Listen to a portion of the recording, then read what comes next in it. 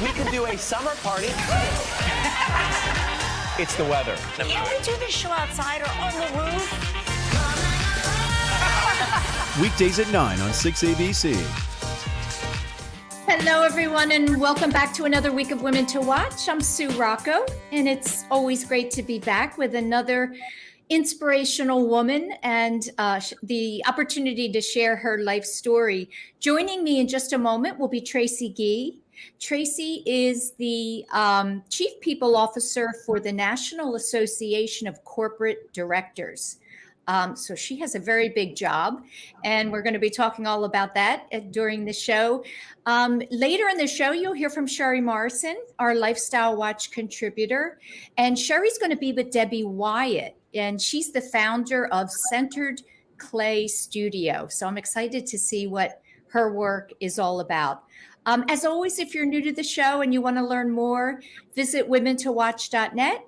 That's women, the number 2, watch.net. NET. So now I'm very excited and honored to welcome to the show Tracy Gee. Tracy, thanks so much for being here. It's my pleasure. Thank you for having me. I'm battling a little cold, so if my voice is a little hoarse, that's the reason why. You sound good to me. So I'm happy that you're here, and even though you're a little bit under the weather. And remind me where you are joining us from. I'm in Arlington, Virginia at NACD's headquarters. So you're fairly close. Are you rooting for the Phillies? It's a big deal here in Philadelphia. There's a lot going on. I bet. Yeah. Sure. Sure. For today, you will. Yeah, right. Absolutely. One of the things that you shared with me that I love, about your background and your upbringing is that the main requirement for you as a little girl was from mom and dad was that you treat everybody with dignity and respect. And I'd love for you to talk a little bit about your parents and really what those conversations were like for you at home with them, because they were also a little bit older than most parents, and share with the viewers a little bit about that. So I was born in Cincinnati, Ohio. And my parents, when I was born, my mother was 39 and my dad was 50. So I'm the product of older parents. And if you can just think about, if you have children, maybe how you would have parented it at 25 versus how you would parent at 50, it can be a significant difference. And so we were a very close unit. Both of my parents have passed away at this point. But they really taught me to lead with my values. And one of the first messages that I ever remember my mother saying to me, and I must have been maybe 3 years old, Tracy, treat other people the way you want to be treated. And that was really the golden rule. Lead with your values, have courage, don't be afraid to do what's right, to speak truth to action, and do that with dignity and elegance. And that's very much how my parents parented it as well. And it had a profound impact on me. And I think the fact that they were older, also impacted my childhood in a positive way, because my father would say, I've only got 18 years with you. I only got 18 years to get you ready. Wow. Right? Yeah. And so, when you're 55 years old and your kid comes back from kindergarten and says, Daddy, nobody would play with me on the school ground. The conversation that a 55-year-old has with that 5-year-old may be a little different than he would have had if he were 25 or 30. Yeah. So without a doubt, my parents, blanketed my life, and they still do. Yes. You also played sports. I always think that sports and athletics are such a great foundation, particularly for girls. Mm-hmm. What did that teach you? What do you remember about those years that you Teamwork. Incorporate. Yeah. Teamwork. I have a set of golden rules, and one of them is teamwork makes the dream work. So from middle school throughout high school, I played team sports. I played volleyball, basketball, and softball. And, we operated and moved as one movement, as one group, as one team. We practiced together. my leader here, Peter Gleason, has a very interesting expression that he shared with me. He said, you know, Tracy, what makes teams teams is that they practice together. If you don't practice together, you're not really a team. And so I learned how to share, how to express my displeasure, how to express my pleasure, how to celebrate, how to reach down and pull up a team member. All of that came from organized sports for me. You had the opportunity to attend a fairly rigorous private school. So first I wanted to know, how academically, were you working very, very hard, or did it come easy to you? It came easy, parts of it. Yeah. I went to Cincinnati Country Day School, which is a fabulous school in Cincinnati, Ohio. It's a private school, an independent school. I had a very small graduating class of maybe 55, 60 kids. And it was academically rigorous. That school prepared you to enter the Ivy League or a similarly situated college or university. And from the time I was in middle school until I graduated, my academics were very, very strong. You know, I remember using a history book in the 9th grade that Yale students used in their first year at Yale. Wow. Yeah. Was that a goal for you? Were you thinking and setting out to attend an Ivy League? Not necessarily an Ivy League. So what I found was I had a real affinity for languages. And I took a French class when I was in 7th grade, and I just excelled at the language. I got it. It clicked in my head. And so I wanted to become an interpreter and work for the United Nations. And so I was very clear that that's the journey I was on, and that's what I wanted to do. And so I was preparing myself for that. So some of the schools I applied to were Ivy League schools, but that wasn't really the driver for me. I was more interested in a solid school with great academics and a great language program. And for me, that school was Wellesley College. And being a graduate of Wellesley, attending Wellesley has impacted and influenced my life over the past 30 years. Can you remember an experience that you had that opened your thoughts up to going into human resources? You know, I tell this story, Sue, not really. So my entry into human resources was not well planned. You know, I knew when I graduated my senior year at Wellesley, I knew I did not want to go back to Cincinnati. I wanted to stay on the East Coast. And like most 20 and 21-year-olds, you know, I was just looking for a job. And in my dorm room was this poster, and it, you know, said Bank of Boston, which doesn't exist anymore. Bank of Boston has several leadership development programs. Are you interested? So I ripped the thing off and called, because again, my priority was I need to get a job so that I can stay in Boston at 21, 22. And I interviewed for, it was like an operations job, operations training program. And the person who interviewed me was the vice president of talent. And he said to me, "You are interviewing for the wrong role. You need to be in human resources." Oh, wow. And at the time, the Bank of Boston had an incredibly progressive human resources function. And so I went into that management training program and got hooked. And that was it for me, right? I loved human resources. I loved every area of it, from benefit design to organizational effectiveness to talent acquisition and compensation. So I really found my spot there. And it was a great training ground. So I really got my chops, right, at Bank of Boston early in my career, being led by some pretty powerful leaders even today. So what do you think he saw in you that made him say that?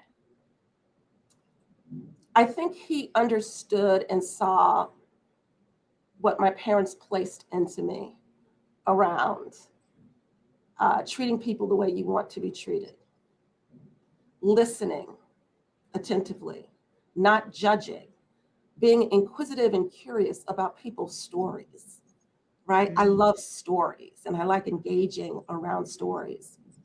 And I think that that's what he saw. You know, how can this young woman, recent graduate, get connected in an area where we can really use her perspective? And I think that's what he saw. And he was a great mentor for me and still is.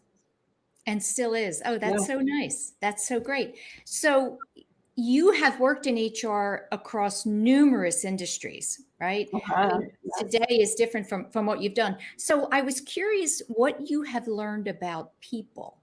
If you think about all those years and working with people that are doing all different types of work, is there a commonality? What have you learned about human beings, you know, from all of those diverse roles?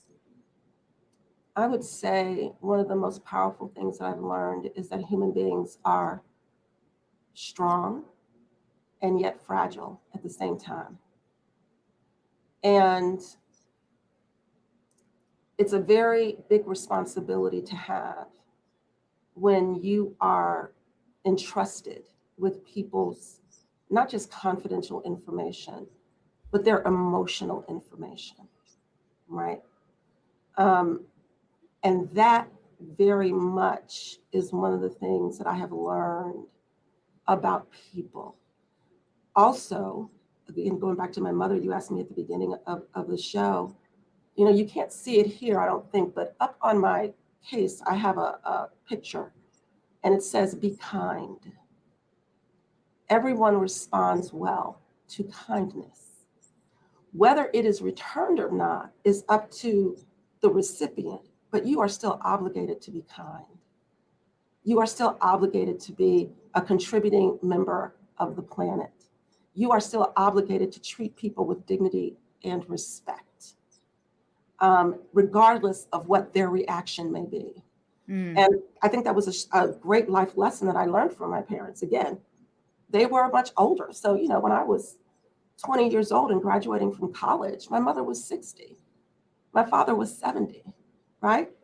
So, you know, So they've been there and done that, right? They oh really yeah, had their priorities straight. oh And what yeah. And they made sure that my priorities were straight, Yeah. right? Yes. Absolutely. Spent a lot of time with me. As a child, I was always expected to have an opinion. And again, I think that's because I had older parents. You know, they were like, what do you think? You know, I can remember watching Watergate, and I must have been maybe 10 years old, maybe a little younger. And I can remember a conversation at dinner with when my father was talking about it and asking me what I thought about it. And I was young. So, Well, I agree with you so much about, you know, the kindness thing. And I think for women in particular, sometimes it's the perspective is it's a weakness, right? Particularly in the workplace. So, you know, mhm. kindness is underrated because I think when you're doing that, people react much better to you. So, Mhm. did you ever feel pulled to be somebody you weren't so that you would not appear weak? That's a great question. I was never tempted to be, I never felt that I was being pulled because people may see me as weak. I think there were other biases that have impacted my life and my career as a Black woman, more so than some concern that I would be seen as weak if I showed kindness. I went to Wellesley College. You know, I'm not easily flustered or shaken when it Right. comes to people's stereotypes of women, or people in general. You know, I can very much hold my own.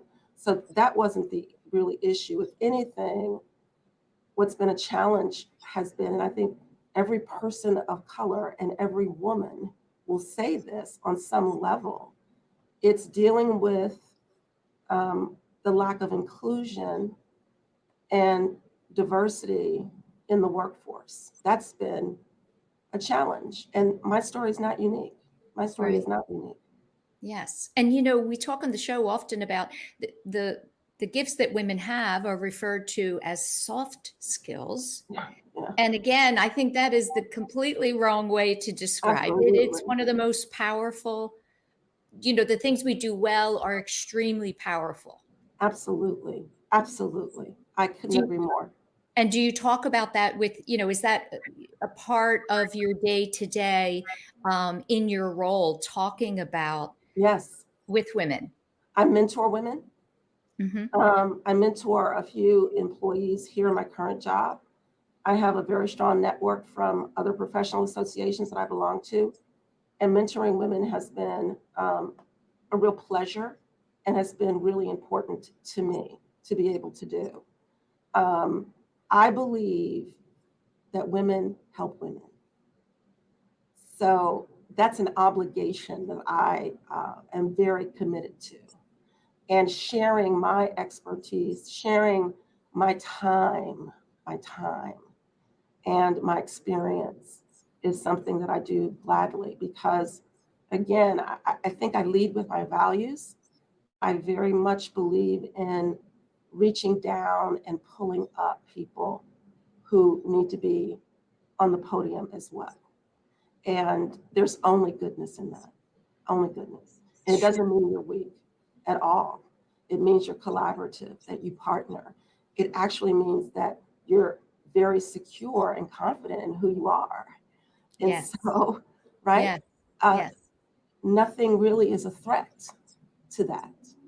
The ability to not fall prey to what we all know as imposter syndrome, right? Exactly. If you're bringing your full self and you are calm and collected, that is confidence. Absolutely it is. Absolutely it is.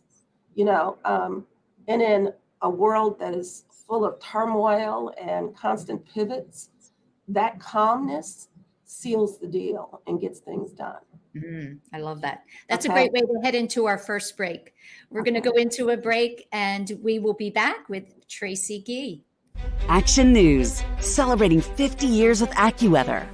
The heat is on. In 2010, Philadelphia had a record of 55 days at or over 90 degrees. And those scorchers, they're on the rise. In fact, 10 of the 15 hottest summers occurred in the last 2 decades. Thank you for always trusting us to keep you informed. You're streaming and we're streaming. Get the AccuWeather forecast and severe storm alerts 24/7 on our 6ABC streaming app. Whether you're just getting started, already well on your way, planning for your future, drafting your vision, growing toward greatness, or finding that dreams really can come true. Whatever your next steps are, we'll be right here with you, just like we have been for 150 years. Start here, grow here, stay here. Penn Community Bank, here we grow. Go for the midnight dares. Go for the memories. Go for the view that goes on forever. Go for the bubbles in your bathtub and in your drink. Go to bed whenever you want. Or don't. Go for him. Go for her. Go for the win. Go to Ocean Casino Resort. Book your trip at theoceanac.com.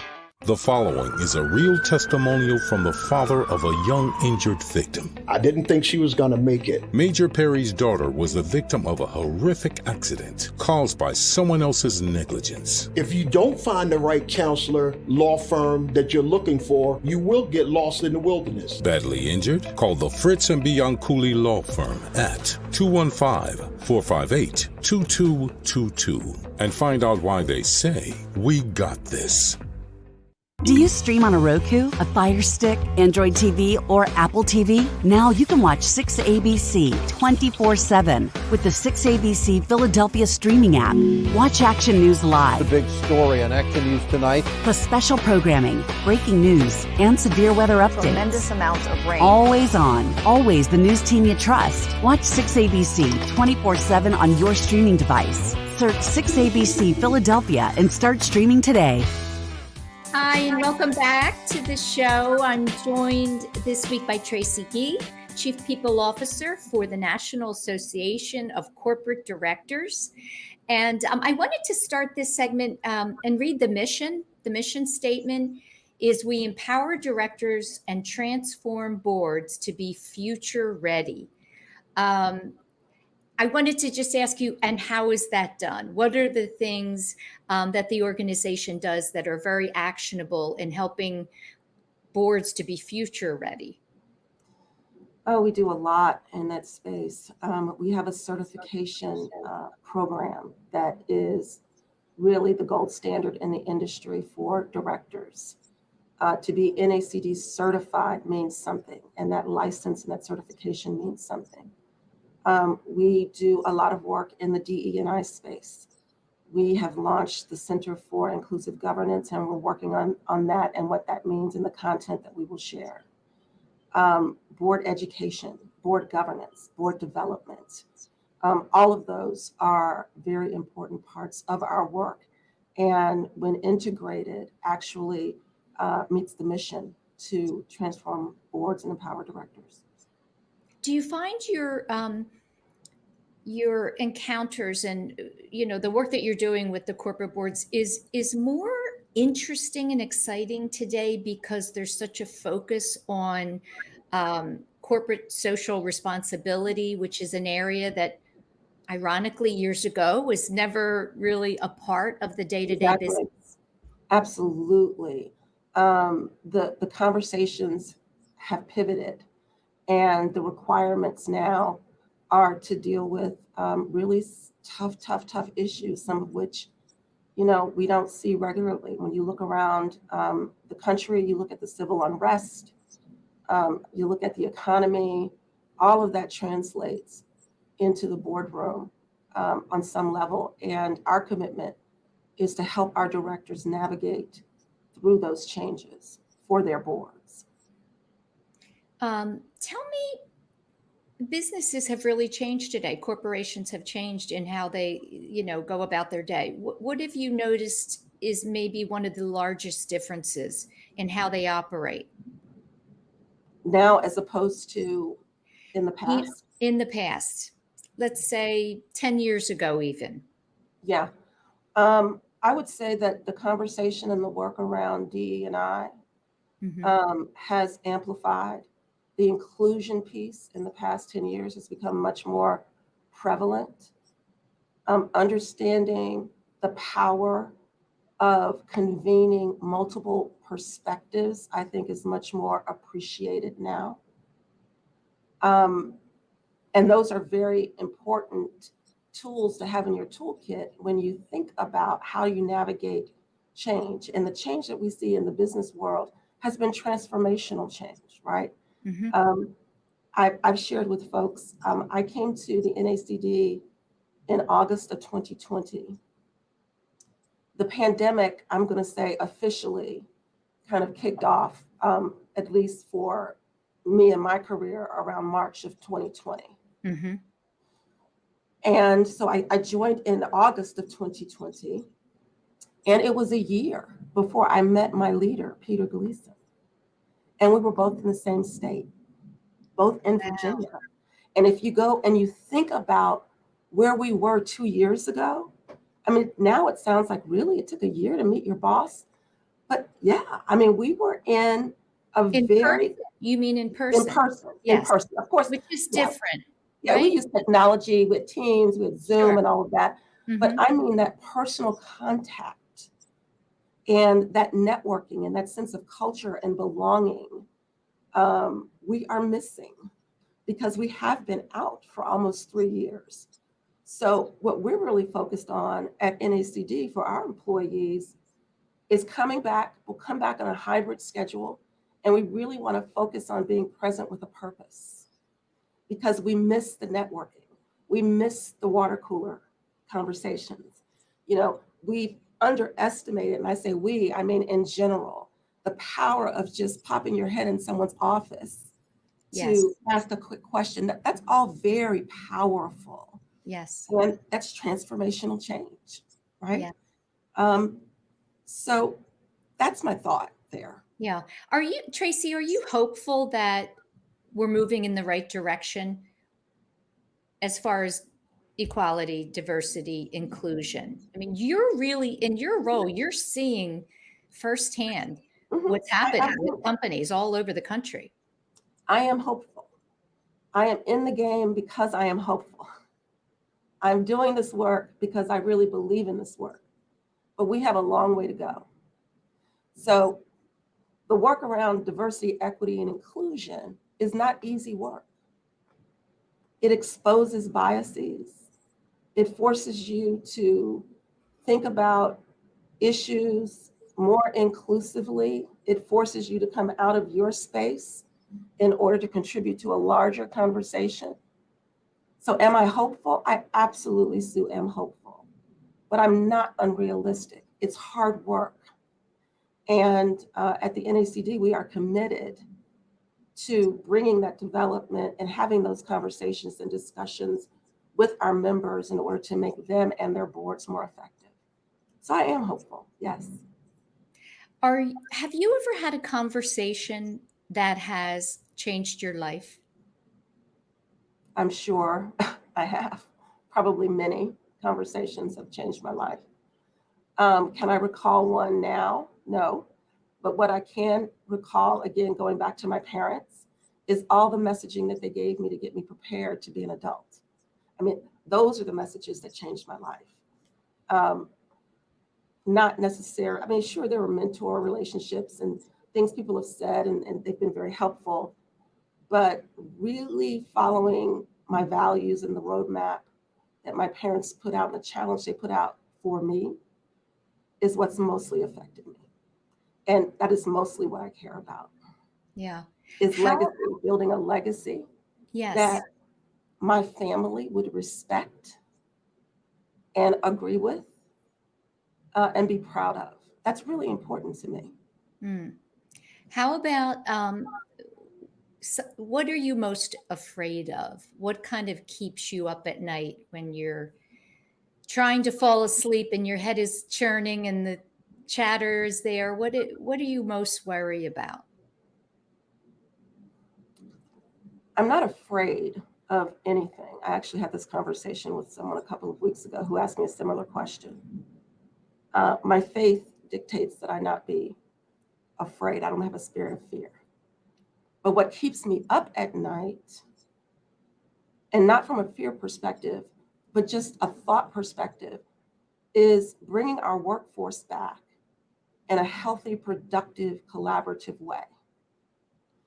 It's not an easy lift. We've never done this before.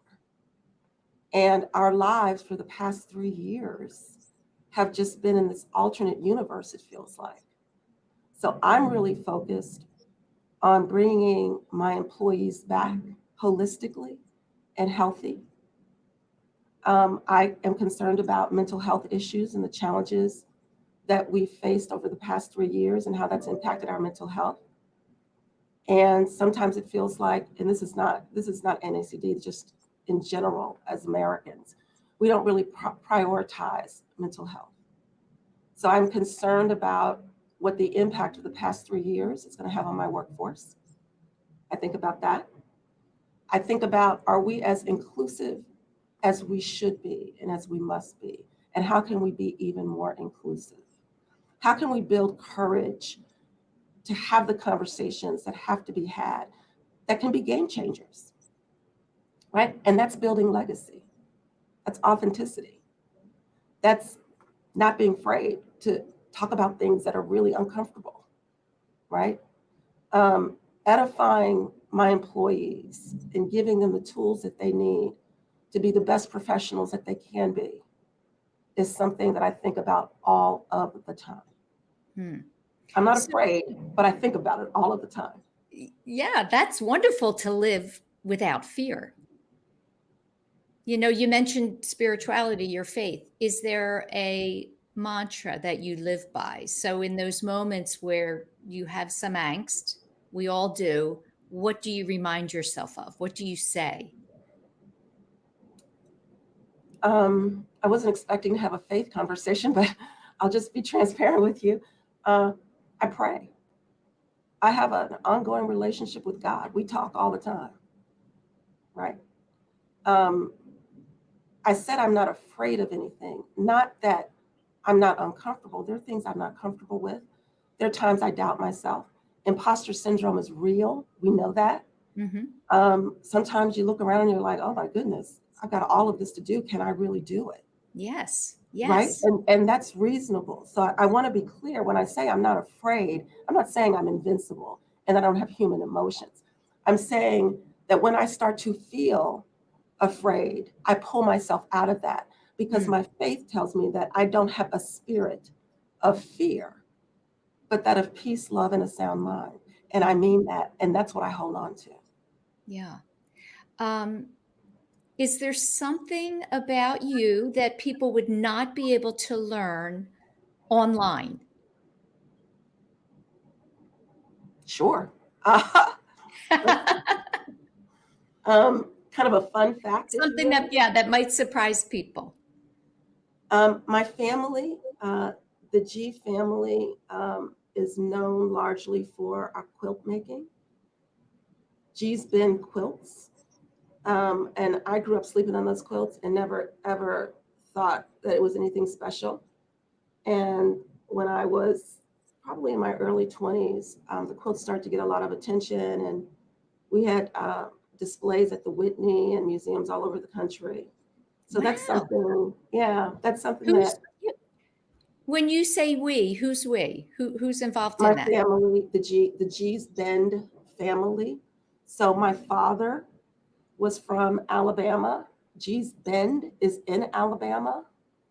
And so it's those ancestors and those relatives who still carry that work forward. I think people would be surprised to know that. Yes. That's a little something about me. That's a very interesting tidbit. Yeah. And what's even more interesting about that story is the quilts were discovered, I think, in the 40s, the 30s or the 40s. And the US, they were doing like census work. And so they were flying over territories. And as the story goes, they looked down and they saw these beautiful pieces of fabric out on a clothesline. And they thought, what is that, right? And when they started to really look at the quilts, they were beyond impressed with the precision of the quilts because the women who were making them were not educated, but they were great mathematicians, right? The quilting piece, the geometry, all of that is very pristine. And that's why those quilts are so recognized as brilliant pieces of art. But they were put together by people who might not have even had a 6th grade education. Yeah. Is there a particular theme of the quilts that you design? They're all different with different messages. I don't design them. I don't design them, but they're all very different. Yeah. Who is someone in the world you would most want to sit down to dinner with?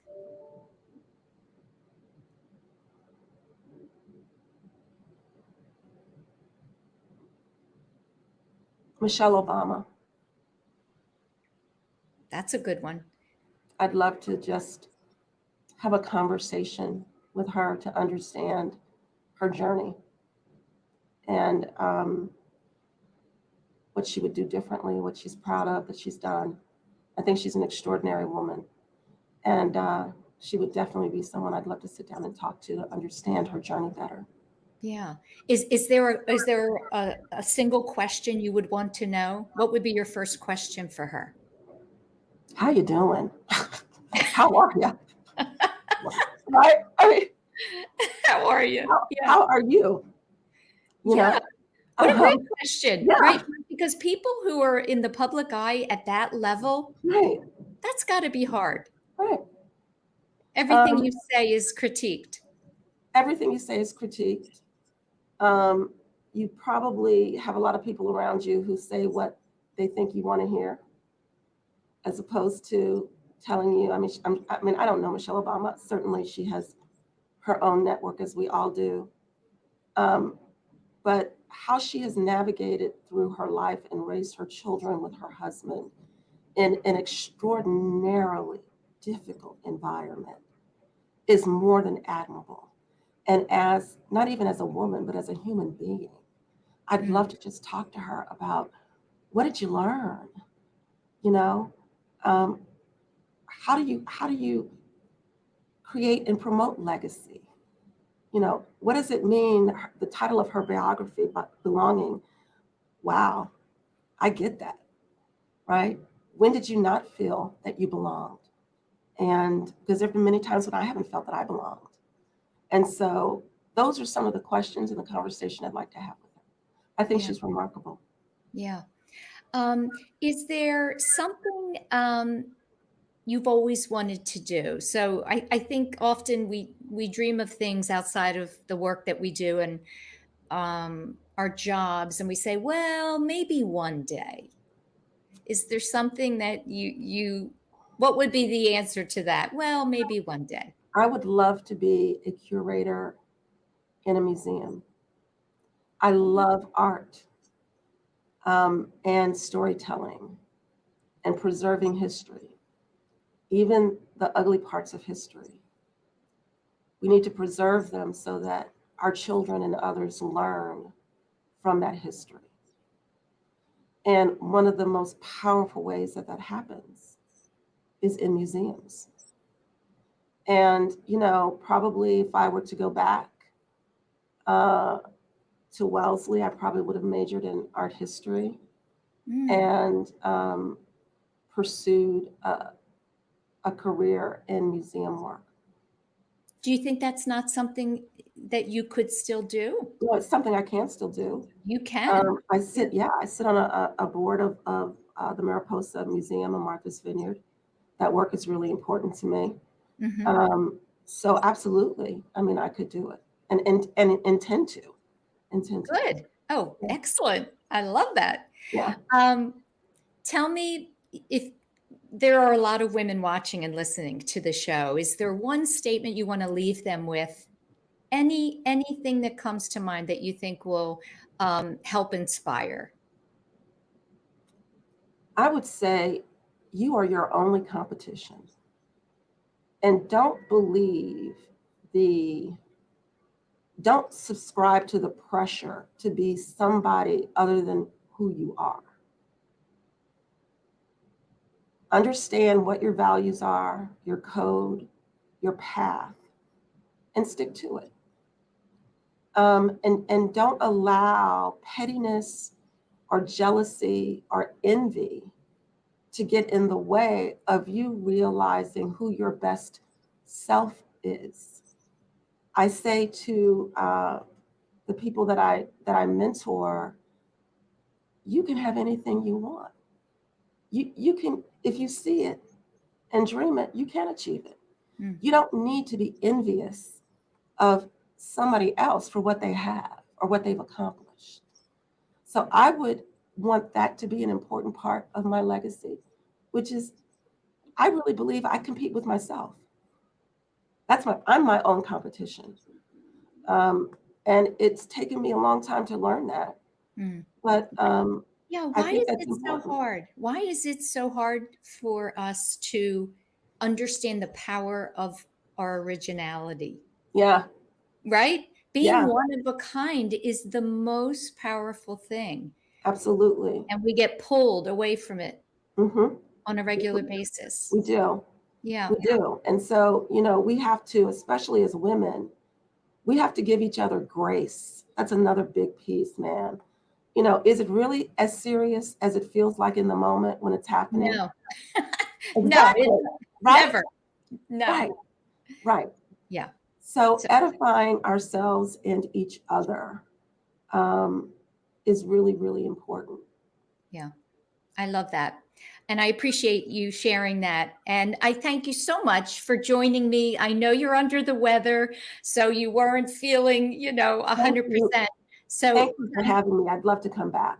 Oh, good. I'd love to have you. And maybe next time you'll be doing something within the art field. We'll see. Yeah. We'll see. Stay with us now for Sherry Morrison, who will be back with our Lifestyle Watch segment, and she'll be joined by Debby Wyatt, the founder of Centered Clay Studio. We'll be right back. Thanks, Tracy. Action News, celebrating 50 years with AccuWeather. The heat is on. In 2010, Philadelphia had a record of 55 days at or over 90 degrees. And those scorchers, they're on the rise. In fact, 10 of the 15 hottest summers occurred in the last 2 decades. Thank you for always trusting us to keep you informed. You're streaming and we're streaming. Get the AccuWeather forecast and severe storm alerts 24/7 on our 6ABC streaming app. Whether you're just getting started, already well on your way, planning for your future, drafting your vision, growing toward greatness, or finding that dreams really can come true. Whatever your next steps are, we'll be right here with you, just like we have been for 150 years. Start here, grow here, stay here. Penn Community Bank, here we grow. Go for the midnight dares. Go for the memories. Go for the view that goes on forever. Go for the bubbles in your bathtub and in your drink. Go to bed whenever you want. Or don't. Go for him. Go for her. Go for the win. Go to Ocean Casino Resort. Book your trip at theoceanac.com. The following is a real testimonial from the father of a young injured victim. I didn't think she was going to make it. Major Perry's daughter was the victim of a horrific accident caused by someone else's negligence. If you don't find the right counselor, law firm that you're looking for, you will get lost in the wilderness. Badly injured? Call the Fritz and Bianculli Law Firm at 215-458-2222 and find out why they say, "We got this." Do you stream on a Roku, a Fire Stick, Android TV, or Apple TV? Now you can watch 6ABC 24/7 with the 6ABC Philadelphia streaming app. Watch Action News live. The big story on Action News tonight. Plus special programming, breaking news, and severe weather updates. Tremendous amounts of rain. Always on. Always the news team you trust. Watch 6ABC 24/7 on your streaming device. Search 6ABC Philadelphia and start streaming today. The lifestyle segment of Women to Watch. I'm Sherry Morrison. Today, I'm pleased to introduce you to the director and founder of the Centered Clay Studio, Debby Wyatt. Welcome to the show, Debbie. Hi, Sherry. Thank you. I could listen to Tracy all day. She was amazing. Yeah, she really was. She has some wonderful words of wisdom. Yes, absolutely. I love her outlook. My pleasure. So Debbie recently did a little reinvention to her wheel with her lifestyle, taking on a project she is passionate about. Before we talk about her entrepreneurial mission, Debbie, please tell us a little bit about where you're from and your education. Sure. So I am an child of an Army officer. So I spent most of my childhood moving quite frequently, different parts in the country as duty called, so to speak. So we have a really close family unit. But our roots were always in Bucks County and Warminster specifically. So after graduating high school, I went on to Shippensburg University and was an economics major and played around in retail for a little while and then landed at Citigroup about 31 years ago, where I raised my children in central Pennsylvania. Wow, 31 years with Citigroup. That's impressive. And a very successful career. You are now the director of business delivery. You would think this role with Citigroup would be helpful and provide a lot of skills in helping you open the Centered Clay Studio. Can you tell us a little bit about what you do as the director of business delivery with Citigroup? Sure. So my role at Citigroup is in the retail services division. So I build financial products for retail partners. So very strong in project management, product development, merging companies together to do a specific, a project, a very large project. And so oversee a lot of very talented people across the business, operations, and technology, both on our side and with the partner as well, in order to deliver a product to market. Sounds like fun. It is fun, actually. It is fun. It sounds as though Citigroup has been very supportive. You are currently on a 90-day sabbatical and pursuing your dream. Did you ever imagine you could accomplish so much in 90 days? What sparked your interest in clay? Why clay? So clay, I found clay for the first time in college. And I remember that while I would, go into the studio on campus, I just really, it felt good. I could detach all that stress from finals or papers, just kind of melted away as I was on the wheel. But then life got in the way. And as I was busy building a career and raising children, I fell away from clay for a long time. And about 14 years ago, I found clay again, kind of in a serendipitous manner, which really fits with the studio coming to life so quickly as well. And I really got into not just wheel throwing and making clay, but the process around it, all the studio tech work. And I loved that aspect of it too. So I joined a guild in central Pennsylvania, Nicodemus Center for Ceramic Studies. And in that guild, I really expanded my clay knowledge. And I found my people. I loved going there and being with other people while we each individually created what we were doing. Yeah, we spoke a little bit about that last night. I did something not as advanced as you did, but there was a point in my life where I just needed to do something and be with people that was totally different than anything I'd ever done before. Working with food is very therapeutic for me, but I felt like clay would be similar, getting your hands dirty and just being able to do whatever you want with it. You can throw it, you can put it on a wheel, you can roll it out and make things out of it, a lot of different things. I now that I think about it, I didn't keep the project that I worked on. The only project that has survived through my life of clay is probably the little pencil holder that sat on top of my mother's desk forever. We have a place to help you get back into that too. So, well, maybe I'll come down and make a new pencil holder because I don't know what happened to that one. We talked a little bit about the process of putting this new business together and how you felt like it was just meant to be. What are some of the things that happened as you were going through all of this? I about this time last year, I was asked to be a panelist for Women in Payments, and our topic was the Great Resignation. So I was doing a lot of research, and like everybody else coming out of COVID, I felt really stressed out. I was trying to create in my basement. It wasn't really working. So I didn't really have that creative outlet. And I'm doing all this research and I realized it kind of clicked that people need this creative outlet. They need a place to go and reconnect.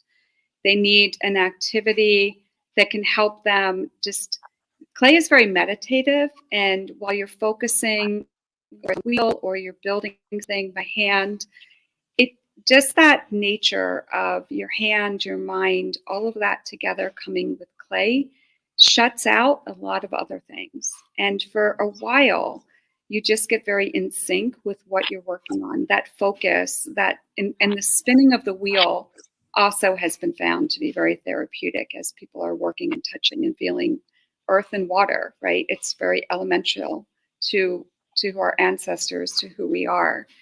So those things were clicking, and I was walking with some friends, and I saw a sign in Kennett. And I'm from Kennett. We've moved here about 5 years ago. So it was important to me to do something for my community. And I wanted to give back as well. And I see the sign, and it says, "Bring your project to our historic building." So I called.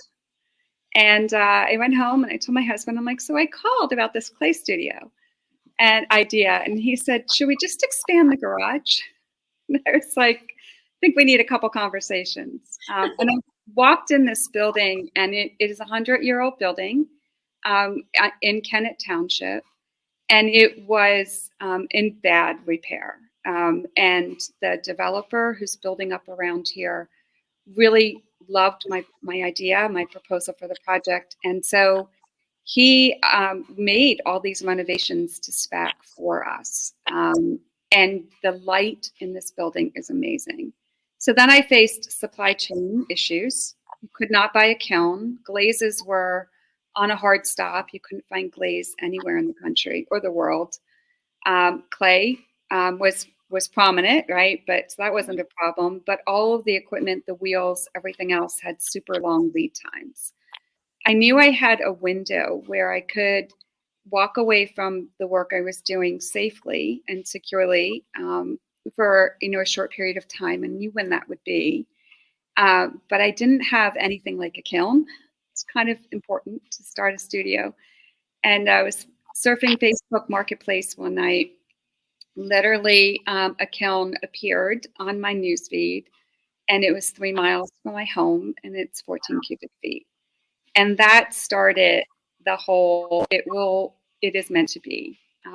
Many examples, instructors have found us. When I was looking for an instructor for an intermediate class, kind of last minute, somebody literally knocked on the front door of the studio, looking to get back into clay, and he's very talented. The wheels that I originally ordered are still making their way from China, but my supplier found 9 matching wheels that matched the one that was in my basement, and they got here, the week before we opened. Wow. Just every, so when we hit a major bump, right, and my training at Citigroup teaches me that when you run into a risk or a bump, just wait. Look at your options, figure out what you need to do. I stay really true to what I want people to feel when they come into the studio. And so all of my decisions are really based around that as well. Yeah. Well, it sounds like the stars just lined up for you, and how can you not realize what's going on when it's one situation after another that it just happens, everything falls into place perfectly. It does. And I had some really great women mentors along the way. One of my friends works for Penn State Launchbox in Berks County. She helped me build a website, and she's been just a wealth of knowledge. Studios that I visited on all of my vacations in the past 10 years, they have helped me form what I wanted to do. 3 studios specifically gave me a lot of advice and helped me review my business plan. And people were very incredibly supportive, and the township here has been very supportive as well. Well, that's unusual. A lot of time townships are not exactly cooperative. They can make your life very difficult. There was paperwork, but yeah, well, paperwork's different than just keep pushing things off. Right. Anyway, you're very fortunate to be in that circumstance. What is your mission for the studio? Our mission for the studio is really to provide clay education to anyone. We are focused on adults and teenagers, so anyone in that age group, to be inclusive, to be open. We had a gentleman who wanted to do clay and was talking with us early on in a power wheelchair. So we pivoted and started to look at ADA compliant changes that we needed to make in order to have him be able to throw on the potter's wheel and work on our hand building tables. So we want to be in a creative and collaborative community. So we offer open studio. One thing that was really difficult for me was how to find a place where I could go in the weird hours that my career and my family life dictated. So we've created an open studio membership here for people as well, so you can practice on your own. That's really neat. So I read something you wrote, and I quote, "It's amazing how calming, meditative, and freeing it is to experience the love of clay. I'm the happiest I have been to see the joy in others, watch friendships form, and being this art experience to people." What a great quote. Your mission, your community, recovery, you're working with recovering adults, and I guess probably teenagers too. Yeah. It's meditative, therapeutic. I get it. It's very similar to food. In the short time you've been open, you obviously feel as though you are headed in the right direction. Are you happy with where you're going? And kind of, it sounds amazing to me. Yeah, I am. I love to just come into the classes. We have 8 classes that are up and running. They're in week 7. We start again in the middle of November 14th. friendships have formed. People are supporting each other. Their art is growing. We have a kiln load full of glaze right now. And we have a corporate event scheduled. We have a birthday party this weekend. And so it's just people are finding us and they are finding relaxation and laughter. And it's really awesome. That's great. It's beautiful. And you are doing the corporate and social private parties and different things in addition to the classes that are listed. You have a number of different types of classes for age groups. So, well, as I say at the end of every show, please keep living your dreams, ladies. And it is so much fun to see you doing just this. Thank you. It's been a lot of fun. And for pursuing your dreams and sharing them with us. Thanks so much, Sherry. Sure. For more information about Debbie and the Centered Clay Studio classes, events, and having a private or corporate event, go to centeredclaystudio.com. It is located at 7 Ways Lane in Kennett Square, Chester County, PA. Sue will be right back to close out the show. Keep living your dreams, ladies. Action News, celebrating 50 years with AccuWeather. The heat is on. In 2010, Philadelphia had a record of 55 days at or over 90 degrees. And those scorchers, they're on the rise. In fact, 10 of the 15 hottest summers occurred in the last 2 decades. Thank you for always trusting us to keep you informed. You're streaming and we're streaming. Get the AccuWeather forecast and severe storm alerts 24/7 on our 6ABC streaming app. Whether you're just getting started, already well on your way, planning for your future, drafting your vision, growing toward greatness, or finding that dreams really can come true. Whatever your next steps are, we'll be right here with you, just like we have been for 150 years. Start here, grow here, stay here.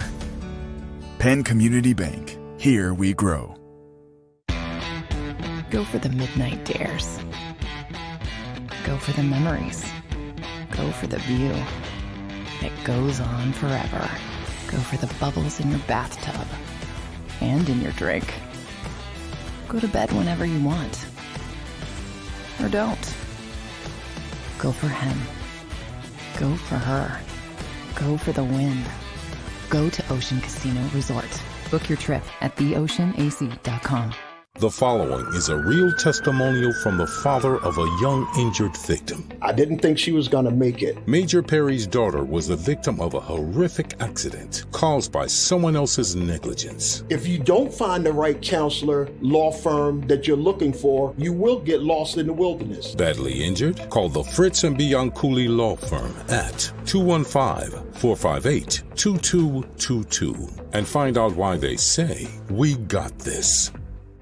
Do you stream on a Roku, a Fire Stick, Android TV, or Apple TV? Now you can watch 6ABC 24/7 with the 6ABC Philadelphia streaming app. Watch Action News live. The big story on Action News tonight. Plus special programming, breaking news, and severe weather updates. Tremendous amounts of rain. Always on. Always the news team you trust. Watch 6ABC 24/7 on your streaming device. Search 6ABC Philadelphia and start streaming today.